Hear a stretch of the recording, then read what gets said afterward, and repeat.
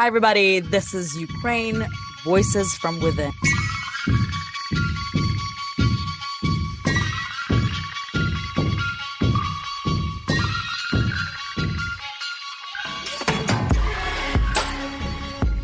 And as you heard in the last episode, basically our story is a little bit interesting. Max and I are cousins. We never met, but very recently I went to Ukraine and I met Max for the first time. So this podcast, basically, we are both Ukrainians and we wanted to bring different voices from Ukraine, voices of people that have some connections to Ukraine, but they're not Ukrainians, and they chose to help and support the war. So Max, how you doing? How you been? How's Kiev? Hello. Thank you. I'm fine. Kiev is more or less okay.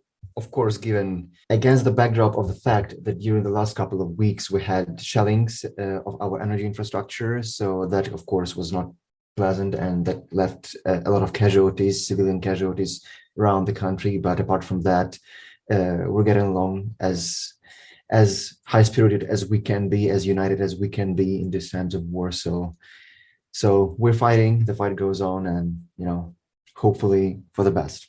Yeah, and it was so weird. So I was in Ukraine and I visited Kiev, and then I flew back to the US. And 24 hours after I came back to the US, Kiev was bombed by Shahid drones, Iranian drones. And I saw the footages and the videos, and there were all the places that Max, you took me, and we walked around, if it's the bridge or the school that you went to, and it was so surreal being in, very perfect reality in the US and be in a resort in Orlando, because I was given a talk there, and to see those footages. Yes, that's true. That is mind blowing to for you to remember those places. And for me, I just went there maybe like 24 hours ago, to visit those places a week or a week and a half after the bombing. And it indeed was surreal to see those places bombed, because it was like not only the site near the university I attended, but also like the Central Park and the spot where kids usually play. There are a lot of things settled there for them, and this entire site was blown away with the strike. So yes, it was very surreal, and it was very saddening, of course. But yeah, that's war, and that's unfortunately the style that Russia pursues, and and that's why we are so much striving to call it a terrorist state. 100%. And for our audience out there, if you have Ukrainian friends, check on them, see how they are, how they're feeling, if they have power, like my parents and also Max. Every once in a while, they're losing power in order to save, because it's not full capacity right now. So just check on them. They will really, really appreciate that. So Max, do you want to move us to our very, very special guest that we have today? Yes, indeed. Thank you for the pleasure. And yes, today we once again have a very special guest, and today's conversation indeed is going to be very outstanding, I think, because of the background of our guest. And that background is so much peculiar that we are not even in a position to disclose his real name. So for the purposes of this podcast, we'll refer to him as Yasha, our friend. However, I think he will explain himself all the details why we cannot disclose that story behind his life and his activity related to Ukraine. But just to introduce the intrigue here, I will say that he has origins from Russia, and disclosing his name and all the details of his story could backfire not only on him but on his family that keeps staying in Russia. So for that purpose, and with that, I think, switch to him and to let him take the story further and to introduce him to the extent he can. Thank you. Thank you for a great introduction. Yes, my name is Yakov in this particular podcast. Yes, I was born in Russia, and then I made Aliyah. Aliyah is a process of migration Jews from all countries to Israel. So then I served in the military, and studied in university in Israel. I do have some connections and roots in Ukraine too. My grandfather was born in Ukraine, and I have part of my family living in Ukraine. So that's why for me, the decision to make to participate or not to participate was very easy. The question was to participate how? Just to do some volunteering job with suppliers, some non-combat suppliers, some military suppliers, or to participate in person with the rescue operation, medical operation, or military operation. Yeah, this was the question. But this is a question for everybody, because it's personal decisions to make, to risk or not to risk your lives in any particular situations.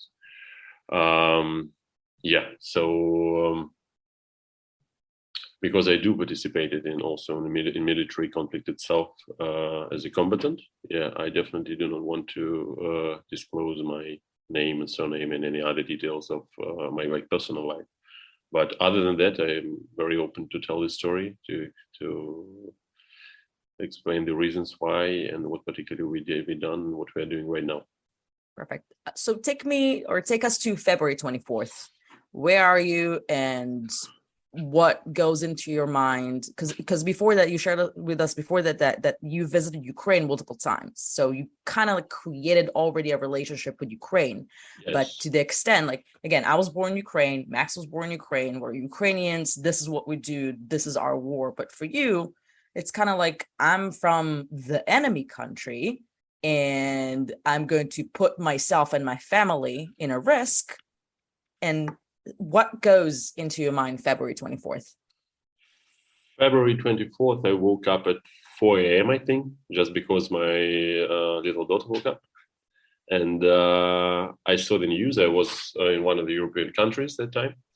And the next 3 or 4 days, I was just constantly sitting in Telegram, watching all the news like a zombie or like a narco-addicted person. I was just reading it all the time, talking with my friends, trying to help them, or just thinking that I'm helping them to create the right routes from the Kiev to the west of the country, because people had few fuel in their tanks. They need to escape with their families. There were huge traffic jams in every particular gas station. But at the end of the 4th day, I realized that you just cannot survive like that. You definitely need to participate in order just not to get mad. You need to do something, and that's how first I decided, and a couple of my friends who decided to join me. We decided to organize a non-government organization to provide Ukraine with humanitarian goods. So first we collected some money. We just everyone was just called all wealthy people we had in our telephone, in our phone, and some of them were very generous to donate substantial amounts of money. So we're talking about many hundreds of thousands of dollars. And people just donated this money to us even before we created NGO, because the process of creating NGO was not one day. That's how we started to buy some first medications. It was both first transfers, first trucks were loaded with very different stuff. It was insulin for children, combat tourniquets for military, even like some water and clothes, all kinds of stuff,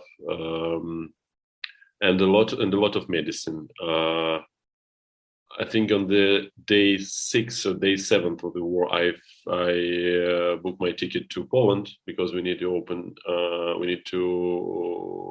open a few warehouses in Poland in order to transfer goods to Ukraine. First to Lviv, and then to the east and to the south. We were lucky. We had connection with the Ukrainian embassy in the Netherlands, and we found out that there are lots of trucks with drivers that were stuck in Europe after the war started. And these drivers have no food to eat. They have no money to buy gasoline for their trucks. And we had an agreement with the embassy, that Ukrainian embassy will provide us with these trucks and with a little money they need to go back to Ukraine, and we will provide them with the humanitarian help. So that's how we organized logistics. And I think till the end of August, we sent more than 67 or 65 trucks of different humanitarian goods. And I was in Lviv, I think in the 20th of March. I don't remember the particular date, or maybe 10th of March, something like that. It was very surrealistic picture. Then you are alone in train.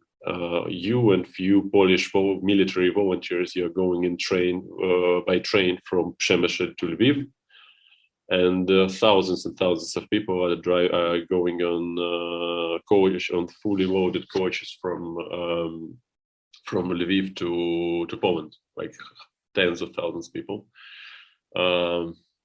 We even smoked in the coach because no one cared about it. And Ukrainian guards also laughing that they wanna that we need to pay fine for that, and then they started just to smoke with us because no one actually knew what will be next. So that's how our first came in Ukraine in the beginning of war, and I had no intention actually to go east because I understood that this is very risky. And this is the time when the Russian forces were already half circled Kiev, and I made a decision for myself that I will not participate in combat. I just decided this is too risky. This is another decision. You need to do it at home, and then if you decide, you need to do it. So we provided these trucks of medicine. We provided medicine to children's hospital in Kiev, Akhmadet, to other military hospitals also. Then we came back. I came back, I think, in 3 weeks or 2 weeks and a half. And then I realized the scale of humanitarian help from all over the world. And also I realized that all this help notwithstanding, there is a lot of particular need in some stuff that only you can find, because most of the people they do not want to create these chains by themselves. It's logistic chain. They don't want to either to donate money, either to send whether they decide that it's useful to send. So we have during this war we have very weird situations. For instance, we had situations where they had a lot of money, but we cannot find the particular goods that we need to buy. And we had completely opposite situation in a month, in the 4th month, in the 5th month, when we have no money because we just spend everything, and we know where to purchase the goods that we actually need. So that was the moment when I decided that I want to concentrate only on support of military. This is also was a tricky thing, because when you have NGO or you have friends that you ask them for help, and it's very natural. I don't want to critique these people, but it's very natural that people do not want to send you money for the military.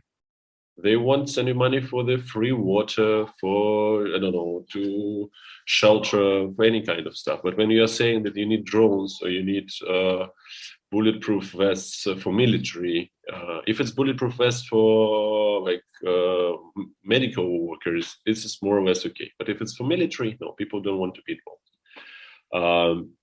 And that's how we understood that there is a huge shortage in very basic medical equipment in Ukrainian army. So I'm talking about actually 3 basic stuff. It's tourniquet, it's Israeli bandage, and combat goes, it's Celex. It's let's say it's some chemical bandage that you use when you have open wound that can stop the blood. And in the Ukrainian army, there was enormous shortage of this. Every person who was enlisted in the army, I think in April and in May, just they all should to find this by themselves, or they have the old versions of it. So volunteers tried to, and they did actually. They bought, I think, any surplus of these products in the world market in the next months, together with the helmets, with the bulletproof vests. Everybody was sold out with the radios, because you would need professional radios. I think for the first 6 months, you just cannot find top Motorola radio walkie-talkie on the market. It was all was sold out. So that's how we started to buy and to deliver this particular stuff. In order to do it properly, I need to know the end user, because with all due respects, we have hundreds of calls daily. People saying that they are actually naked on the front line, fighting with tens of thousands of Russians. And then when you're trying to check them, their identity, who they actually are, they can disappear. So unfortunately, this also happened. So you need to really prove who are the guys you are actually sending this stuff. And that's how I started much more involved in this. And I have I think more than 10 friends from the beginning of the war who participated, who were professional military, who participated in the war, and a couple of friends who were enlisted after the global mobilization. And that's how I was much more involved, like on the ground. I do know people's needs, what was their needs in the March, what was their needs in June and July, what are their needs now. It's three completely different types of goods that you need to supply to them. And this was, in a way, much more interesting and much more complicated, because a lot of equipment that was needed from the United States was illegal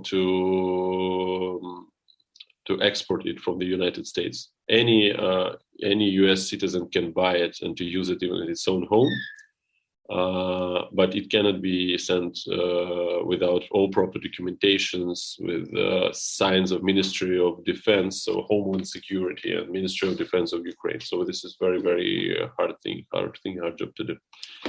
So that's how we started to send military equipment and also cars. But then during my second trip, it was I think in May. There were a couple of things that triggered me much more. I think one of the most triggered things for me was two. First of all, when I was driving from Lviv to Kiev, and I just mistakenly started to drive through very small villages, not through the main highway. And I saw hundreds and hundreds Ukrainian flags on cemeteries, new one. And because I was driving very early in the morning, like 5, 6, 7, 9 in the morning, so I felt myself like in some historical movie, because I actually saw by my own eyes the process of burying soldiers. You saw mothers with carried hair and with black faces, with crying, and you see hundreds and hundreds of flags that were raised under the places where new killed soldiers were buried. And you do understand that this is just a small village, like really small village. I don't know how many population living in this small, and they have like 20 flags just for the first 2 months. It's probably, I don't know, like 30% of their young men population. And the second thing that really triggered me, and when I made a decision that probably I want to participate a little bit like more personally, when we were in Kiev, and we collected some medical, military and non-military medical equipment for people in Mariupol. Mariupol was still standing at that time. And I was just driving with one of the girls. She was a paramedic. And she told me in a very, very calm and very way that it's just, there is just like it's nothing outstanding in it. Please turn right, because we forgot to collect some pills against pregnancy. And it was just said to me like in the regular stuff. Okay, let's collect some tourniquets and let's collect some pills against pregnancy. And I said like, okay, And only in a couple of minutes, I did realize what she actually is talking about. And so we collected a huge amount of these pills. Then I started to ask the questions, and she answered me yes, because she, in her previous job, she was a gynecologist, and she has lots of connections with the girls and with women. So she practically understood the need, because there are a huge amount of people who are women of all age, children too, who were raped, both by regular and irregular, if you are talking about private Russian companies like Wagner. So that was a little bit too much even for me, because I do understand there is a war, and Ukraine has very strong army, and probably they can do their job without any help but equipment. But anyway, when you hear things like that, this is a little bit too much. Yeah. And then even people in Ukraine are starting to talking about it in a way like, yes, this is the reality we are living right now. So we just need to collect the pills and send them to Mariupol urgently. Yeah. So this was, I think, two things that triggered me. And the third one, I think, this was the thing that I think triggered every man who did not participate in a war and then decided to participate. Then you just have friends. So I can make a free advice. If you are not involved in a war and you're not sure that you want to be involved, just try not to be too close to someone who is involved, because one day you realize that this is from the next day, this is your war too. And you simply cannot pretend that this is not what that it's happening somewhere else. So when we started to involve it too much, these paramedics, people who were wounded or died, then you started to make it too personal. Yeah. So just my advice, if you have no friends and no close relatives in Ukraine, and you do your job in volunteering, keep it this way. Otherwise, you can just change your life dramatically in a way that probably you will not be happy about. Yeah. Wow. That indeed is impressive. And I'm not even sure that in the best of ways, because of course, this is a very saddening way, of things. A couple of minutes back, before you said about these things that triggered you, I was thinking to ask you, what would you tell the people that you previously mentioned about that didn't want to donate for the military equipment, but strictly only for humanitarian things? What would you recommend saying to them? Because for me as a Ukrainian, it is a bit, well, I understand that there are different people with different views of the situation, but this being a mass thing sounds a bit counterintuitive for me as for Ukrainian, because why would there be any major opposition to donating to military supplies, money for purchasing military supplies, when you see this many women raped and this many men and women and children killed? But you kind of dwelt on that when you said about the triggers, this last three things that you listed. So, but it got me thinking. You also said that there are a lot of your friends at the front lines. Maybe you can take this a bit further, and maybe any stories from them about the horrific things that are happening there. First-hand accounts of from the ground zero, so to say, that maybe could convince people that are listening to this podcast why it is important. Why, first of all, this is nothing wrong, in supporting Ukraine militarily, and secondly, why it can contribute to the, generally speaking, to the good overcoming the evil. Mm-hmm. Yes, I can share a couple of stories, and I think there is a very big difference that we all need to understand about. I don't want to, we can talk, but now we're talking about the particular stories and the horrific things that happened during the war. And I think it's very important to understand the difference between Russian forces and Ukrainian forces in this war. And I'm not talking about that Ukrainians are good because they are defending their country and Russians are bad because they are invaders. This is another dimension. I want to say that definitely there are horrific things that happen from both sides. This is just a question of big numbers, big data. If you have 300,000 men on one side and 300,000 men on another side, there will be crimes against humanity from both sides. We all need to understand that. But the huge difference is that Russia do it on purpose. When you're sending, for instance, Wagner, a private company, to the particular region, and you are saying that these people will control this particular place with civilians, I'm talking about the Russian government here and Putin itself, you are committing murder just by you're committing a crime against humanity by doing this because you know what are these people capable about, and you know it not in theoretical way. You have evidence what these people did in Syria.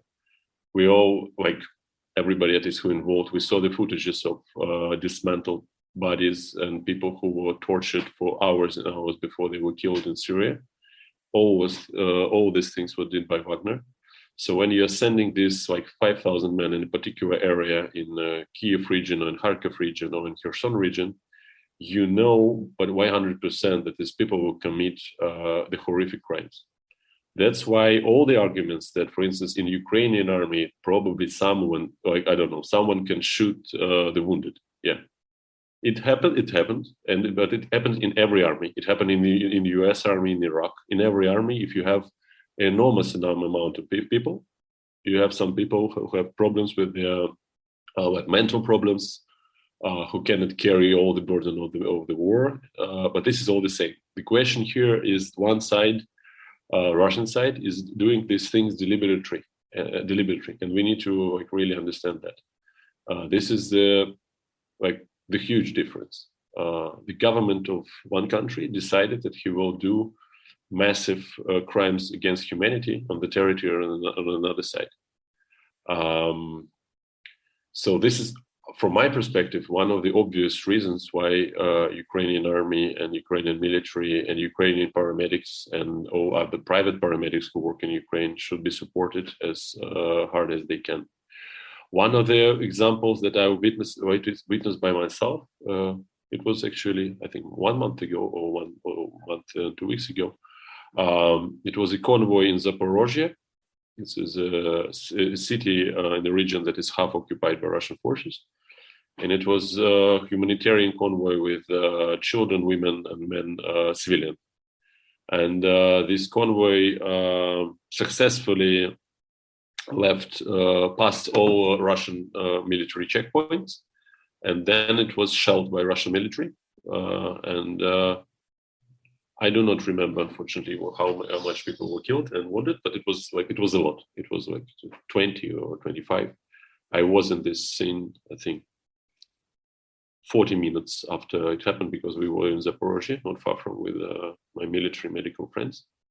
Again, this kind of war crimes, they cannot be justified by any reason. So you just shell with a very sophisticated shelling system like S-300 or other systems that maybe they are not as precise as Russians want to tell us, trying to explain that they are very advanced in military capabilities, but they are still enough precise in order not to shell humanitarian convoy with civilians. And also, I also want to say that when we are talking about combat casualties, we need to understand that combat casualties from the Ukrainian side are huge, and people who we can say like are legit military targets, like men who enlisted in Ukrainian army, they are military. 85% of these men, this is just people like us who had their job, their normal job. They're businessmen, ITs, guys from IT, from high tech, from designers, teachers, professors. These people are not professional military. Some of them had experience from 2014, and they served like 1 day of obligatory service. Some of them not. Some of them just decided to volunteer after. So I just want to say that what Russia is doing is like a tremendous evil for the Ukrainian country, because thousands and thousands of Ukrainian men and women too, relatively young, are dying in this war, and we should not be satisfied by this very right from Geneva Convention idea that these are legit military targets. This is not legit military targets. Definitely, you cannot kill women and children and rape kids and any other human being.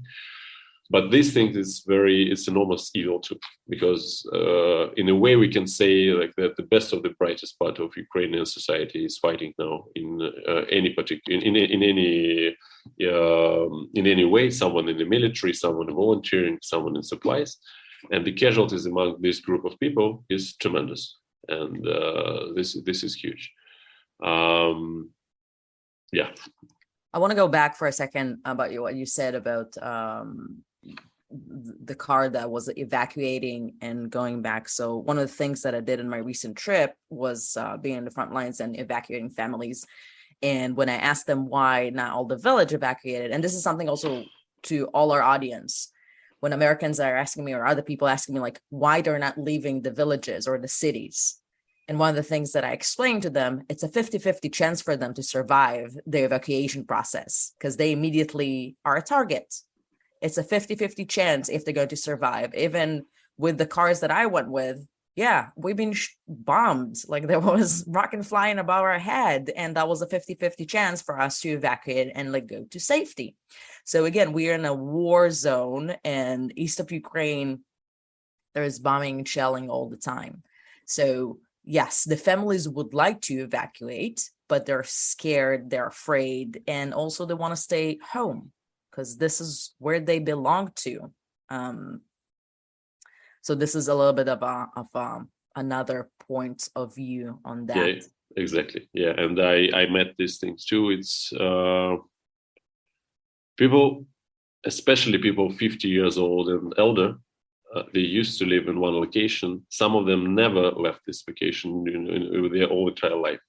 And for them, just to shut the door of their apartment, to left their, favorite plant that they used to grow through the entire life. This is a huge decision they cannot make even under the constant shelling. For us, people much younger who travel a lot, have a lot of different kind of life experience, it could be even thought a little bit of insane. Yeah, like if it's very dangerous. Why you're not living? But even now, there are a lot of people who are living, let's say, on the 0.0 of the front line, and even above the 0.0, who are still living there. There is very nice group of people. Actually, maybe you can speak with them too. The main guy is Ignat Ivlev. He's the son of very famous Russian journalist. And Andrei now is participating in their group because he's still waiting for me to come back. Yeah. They're doing tremendous job. They're going to the places where actually I think 85% of Ukrainian army is not going to this place because it's really too dangerous to go there. And again, talking about Russian army and proper conduct of war, these guys are driving the cars with a red cross on the car. So there is obviously no military sense or reason to shell them with the artillery when you saw them from the drone. Because when you saw from the drone, you see that this is not a military group of people. There's someone who go and evacuate them. But as far as I know, they are constantly directly shelling in an attempt to shell their particular vehicle. And the time they're doing evacuation. So this is things that you cannot explain you cannot explain them or justify them from the pure military sense of it, because it doesn't make any military sense. I want to ask you, you were born and raised in Russia, and I'm sure you have family in Russia, and I'm as well. Me and Max, we have family in Russia. How does it make you feel? And what they thinking about the war? Do they know anything about it, or they still see it as a military operation? And I know it's kind of like age segment and it's different, but it's like how you're feeling about this. First of all, I think that all people who live in Russia before, definitely before February 24th, but even before annexation of Crimea, they and we, I can say we, because I didn't live in Russia for years, but still I'm Russian speaking and I have lots of friends there and so on. We made one huge mistake. We really thought that all these propaganda issues have nothing to do with us. Everybody thought that there is some, let's say, 65 years old retired person living in a Russian village, and he is the goal of this propaganda, because these people need to vote for Putin or for Единая Россия or for other major political power in Russia. And this is the purpose why on the main Russian channels we hear this propaganda. And as we saw after the war emerged, this this view was shared by the whole intelligent people in Moscow and St. Petersburg, with all businessmen, even businessmen who were very close to the Russian government. And some of them were very close to the Russian government, not because they, I don't know, wanted to invade to Ukraine, just because if you have for instance, the hugest private bank in Ukraine, like Michael Friedman, you cannot do it without consulting with the Russian government and being in touch with them. And as we see by their not by analyzing what they are speaking about, but what they're actually doing, they did not expect this kind of events neither. They also thought that all this propaganda is aimed only for some, let's say, stupid old population that finally will go and vote again for Putin. And no one ever asked the question, why this particular propaganda? So you can say all kind of stuff, like really, you can, if you have your huge propaganda machine, but anyway, you need to choose what to say. You can be anti-LGBT, you can be anti or pro-religious, you can choose what kind of propaganda you need to. And no one ever asked this question. They said, okay, this is just some bullshit. We don't need to even to spend our time by listening all this stuff. And this was a huge mistake. We saw it on the 24th of February, and I saw it among my, not friends, I don't have too much friends in Russia because I, for many, many years, not living in Russia. That there are a lot of people who are young, who are like us, even younger than us, people who have all access to internet, to any kind of free access to everything, because even if you need to load VPN on your device, it's not the reason not to read and not to have an access to any kind of information if you really need it. It's a question of 10 minutes and no one will shoot you in the street because you have your VPN on your iPhone or your Samsung. And unfortunately, as what I saw, I'm not talking about my relatives and closest friends, because all of them fled Russia immediately in a few weeks after the war. And all of them are Georgia, Tel Aviv, if they are Jewish, London, the United States, Poland, any kind of place they were succeed to flee. But there are a lot of young people who actually started to they have some filters. I don't know. It's a topic of I think of many PhD dissertations for psychologists, because people who have access decide to read this kind of information, not read another kind of information. We are not talking about 90 years old granny from the village on the Pskov. We are talking about people from Moscow and St. Petersburg. We are talking people who visited Ukraine in the last 5 years, and now are saying, yes, it's just military operation to save you against Nazis. These people have foreign passports. They travel. They used to spend, I don't know, winter holidays on Bali, Thailand, or Dominican Republic. That's more familiar for the United States listeners. And these people still can say, okay, these are Nazis. They are supported by the US, and now Nazis are supported by Israel too. So this is the funny part of the story. I really like Nazis supported by Israel. Yeah. So this is huge. We should not underestimate it, because the whole idea that was this is the way how it was understood inside Russia, not only by the foreign scholars who wrote some papers or analytic about it, that this is just propaganda, and this propaganda is the only reason for this propaganda is vote, yeah. And the main evil and the main idea of Putin is to be in power just in Russia and to be stable in Russia. This is just not true. The guy really has his ambitions to rebuild Soviet Union, and this should be understood that the idea was to conquer all Ukraine. It was the idea from the very beginning. Now we should understand it very clearly. That it was not the story of Lugansk Republic, Donetsk Republic. Actually, let's say it in polite words, no one cares about Lugansk or Donetsk Republic or Kherson Republic or any other republic. The whole idea was restoration of the Soviet Union.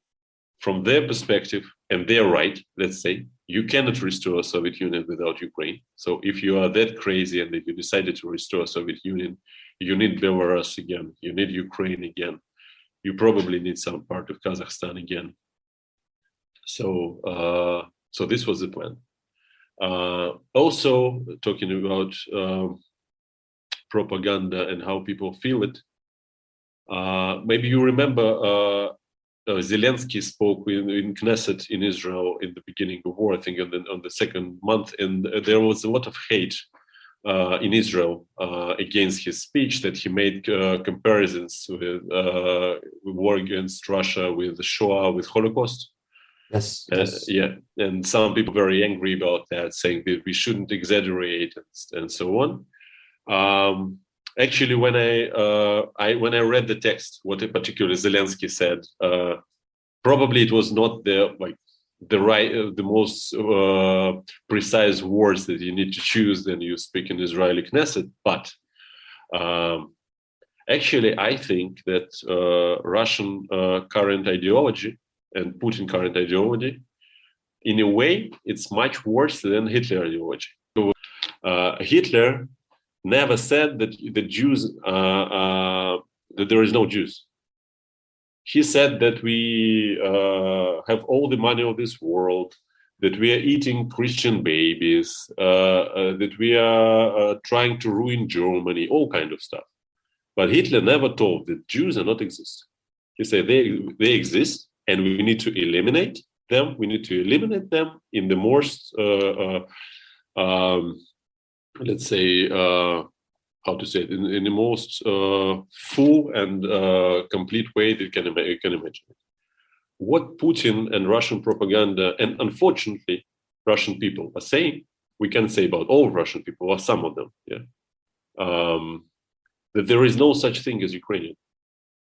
There is definitely not such a thing as Ukrainian. And here we are saying not only about the idea that one nation decide to eliminate another nation because it has some reason, but it's in a way, from my perspective, it's a little bit.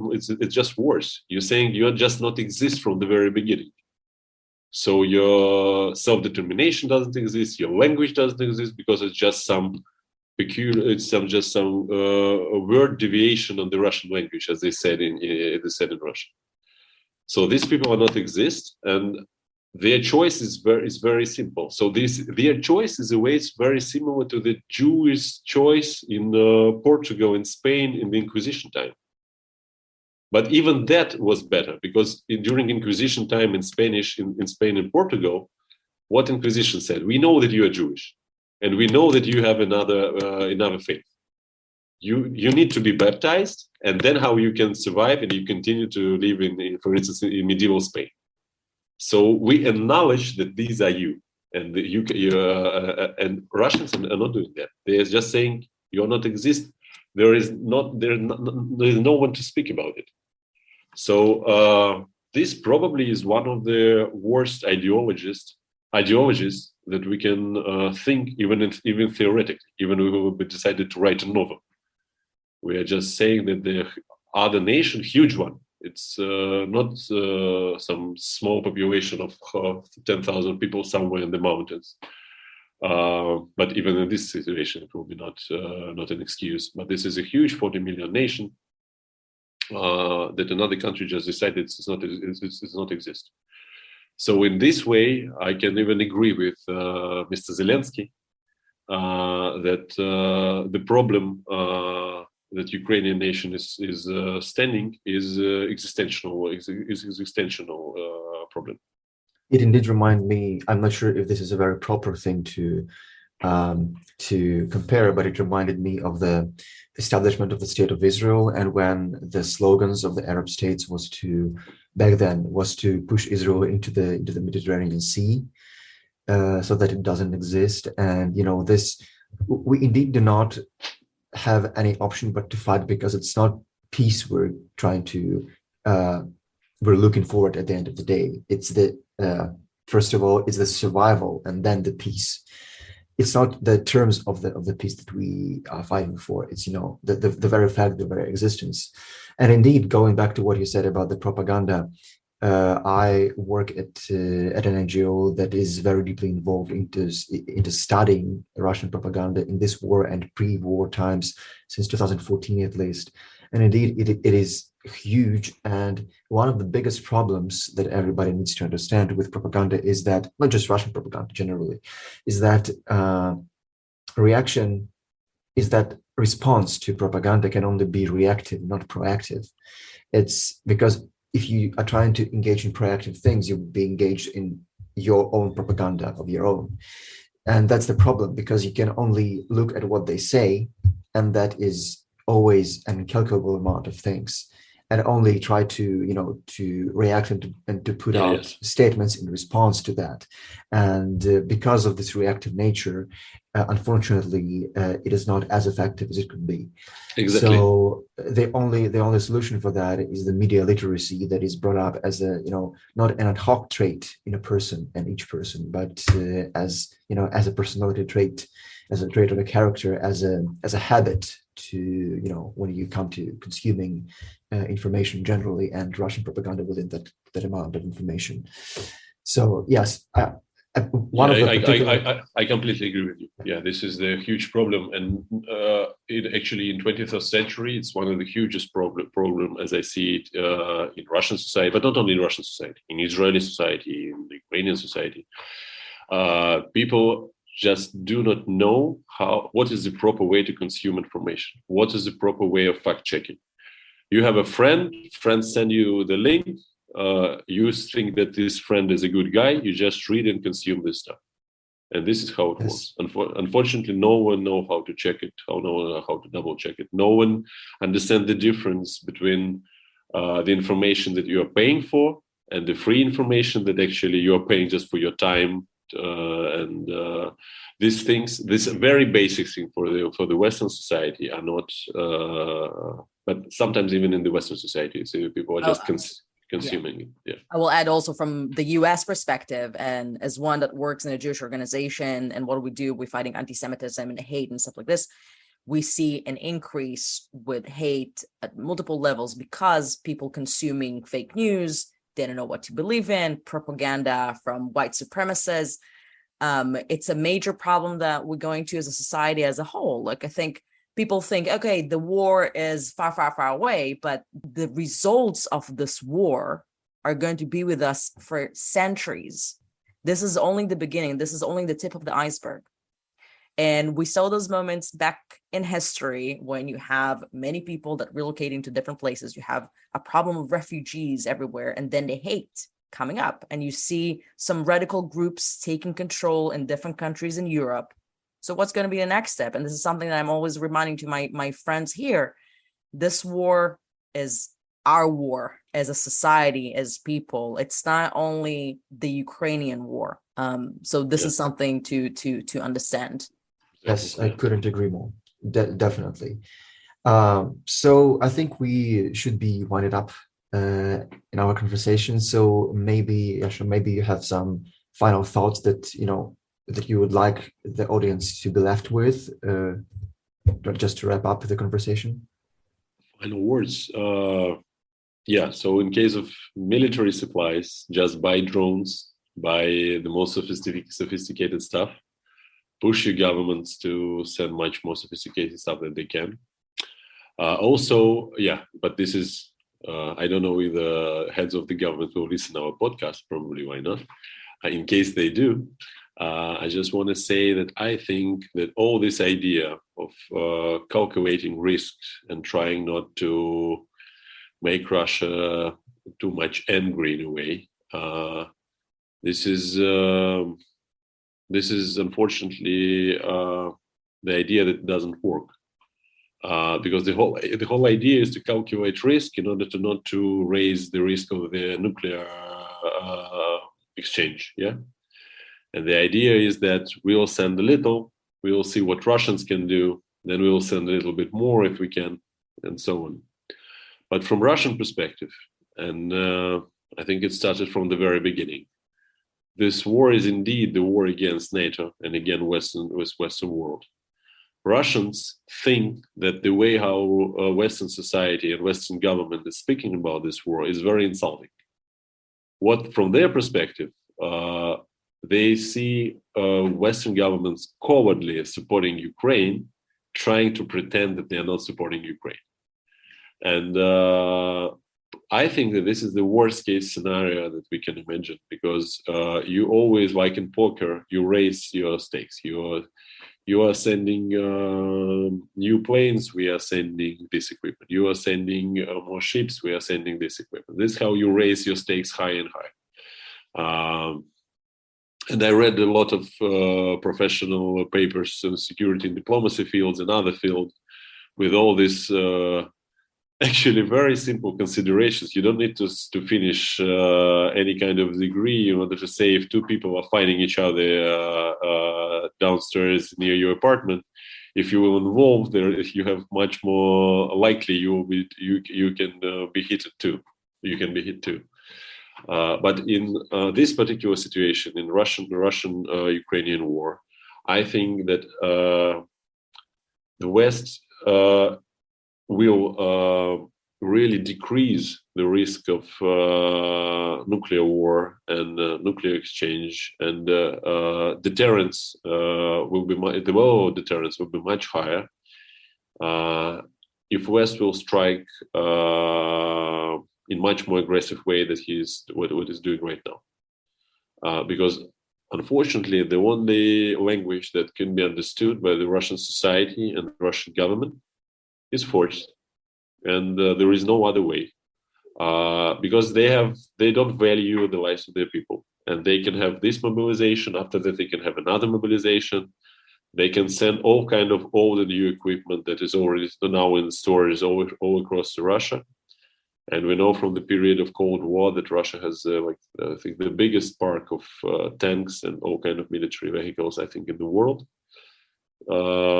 So the only way really to stop them is to hit them and to close the sky and to involve even military on the Ukrainian soil. I'm not crazy that your United States military should to strike on the Russian soil or should to have any kind of D-Day operation on the Ukrainian territory or the Russian territory. But to sending their military openly to Ukrainian territory and to stop the war in Ukraine, yes, they can do it. And I'm more than sure. No one can be sure. Yeah, but talking about analysis, they are saying that this way is more safe and this is the way is less safe. I'm absolutely sure that the way of gradually increasing support of Ukraine is much less safe than the way of just letting Ukraine, either letting to Ukraine all capabilities they actually needed to win, either to participate openly in the conflict on the Ukrainian territory. I think both of these solutions will be much more safe for the Western society and for the Western world itself. Yeah, but this is just my private opinion. Yeah. So those are very powerful final words, and maybe they're going to piss some people off, or there will be like people very agreeing with that. Any message that you want to share with the audience? Anything that you would like them to do?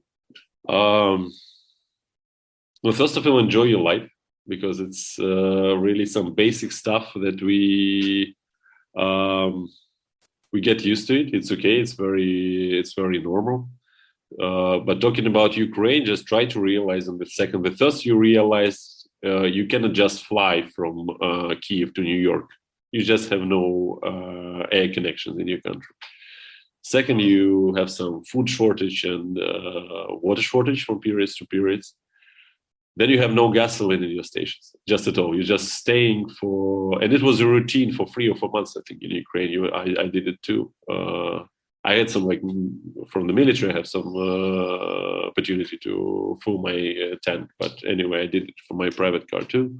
You're just staying for 3, 4, 5 hours to have 10 or 20 liters of gasoline. And you do it again and again in order to fill your tank if you need to travel from one part of the country to another. Now, I think in the majority of the territory on Ukraine, you don't have a lot of power and light, and you have it only maybe on the mornings or on the evenings. So you need to consider what time you need to charge your phone or notebook, what kind of electrical equipment you need to use, and what kind you can just not use, because otherwise you can overload the system. Just try to think about that. And when someone from other political force that try to explain that this is not the right way to do and you should not support the Ukrainian army or Ukrainian people, because you, during this winter, you in the Netherlands, you in Germany, or you maybe in the United States, I don't know, you will pay, I don't know, $100 more per month to make your home warm. Just think about that. Is it okay to maybe to spend 10 or 5 or even 15 or 20% of your monthly budget in comparison to what people are suffering there?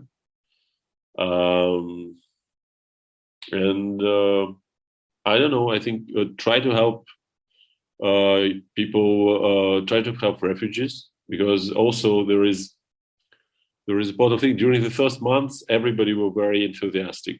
People are sending thousands and millions, even millions dollars, even for us. And in months, people get tired. They have their own life, and it's okay. We cannot blame anyone. This is right. People should to just continue their own life, but you need to understand that there is still a tremendous need for some kind of stuff. In anything, maybe you can try to help someone in your community. You can try to help someone who is in the United States to organize their small business if they have their business in Ukraine, to find a job, because in case if you will help them to do it, it will be much easier for their family. They can help their family in Ukraine. U.S. government will cannot send them money support in case if they are self-sustainable. So this is, I think, also important. Yeah, not just to send, I don't know, clothes and water to Ukraine. There is no need in clothes and water right now. Believe me. If someone telling you that you need to have clothes and water, no, it's not the case. Yeah. Try to do something, even small thing, but meaningful, that you do understand that it will really help someone, even if it's one person. It could be more than enough. Yeah, as we say all the time, keep Ukraine on your minds, hearts, and actions, and especially actions. And right now, the war is still going on. Don't forget about us, the Ukrainians. Don't forget about Ukrainian people, because Ukraine took the task to fight for all of us, to fight for Western values of freedom, of democracy, the values that we all praying for and wanted. So Ukraine took the task to fight for all of us. So thank you so much, Yasha. That was a pleasure. Max, that was always a pleasure to work with you. Yeah. Likewise. Thank you. So thank you guys for listening, and follow for more.